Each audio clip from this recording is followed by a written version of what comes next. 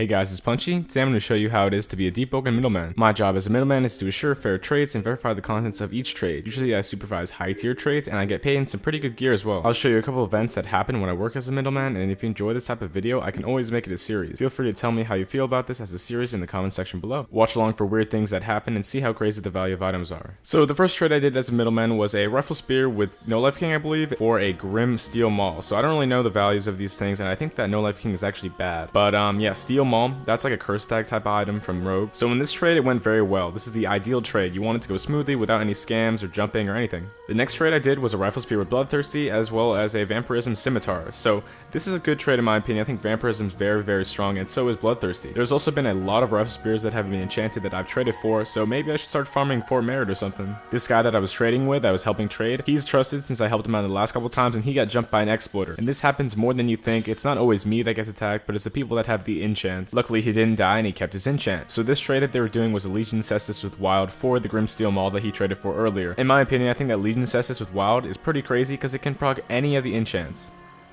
This next trade was a curved wind blade for a 3-star shadow katana with damage. This trade isn't as high tier as an enchant trade, but I think that the curved wind blade actually has a lot of fluctuating value. It gets traded around for various things, enchants, low tier enchants, even high tier like regular weapons. It's very weird. I don't really know the best way to farm the wind blade anyway. The next trade I did was a deferred pale morning for an iron birch with bloodthirsty. So this is the poison enchant that Agmatsu uses all the time on his main build, and I'd say it's pretty decent. This guy was on an ult and didn't want to leave his force field, so I just worked around it.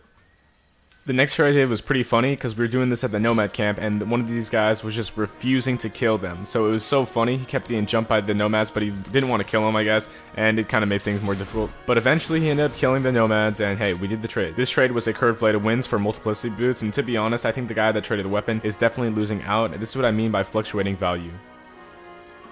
There are times where I do trades where bad stuff happens. In this trade, one of my people got jumped by the other person, resulting in his and my death. Luckily, he didn't lose the enchant, but there's always a risk of dying when you're doing a trade. I thought it was funny. I was like, damn, why you hitting me? I don't have it, but still died anyway. Also, I just want to say, look at this insane damage. Like, bro, you telling me it's balanced or something? But hey, whatever. Next trade that I did was some enchanted gear as well as some normal very good gear for a curved wind blade. I'd say this is a dub for the other guy. I still think the curved wind blade is very expensive and gear is not worth that much. This trade was a blazing Legion Cestus for a metal Legion Cestus, and I'm glad to see that a lot of Fist users are getting their enchants, doing some cool builds with that. Seeing an enchanted Legion Cestus is ironically quite common. They're traded more than some trash items. Sometimes as a middleman, you'll see people do very bad trades for them, and it's kind of funny. This guy traded an invisibility enchant for a 2-star wind blade. It's not even curved wind blade, this is a hero sword. If you don't have enchants to trade, don't worry. If you have high tier weapons with stars, everybody's trading for them. I mean, hey, you could get some pretty good items off that. At times when you trade, there will be exploiters, and there are people that are going to be flying around attacking you. So this time I was actually getting jumped. It wasn't to do with the weapon, but it was me who was holding one of the weapons, which, you know, I didn't actually lose when I died, but it was quite annoying, and he ended up getting banned for that.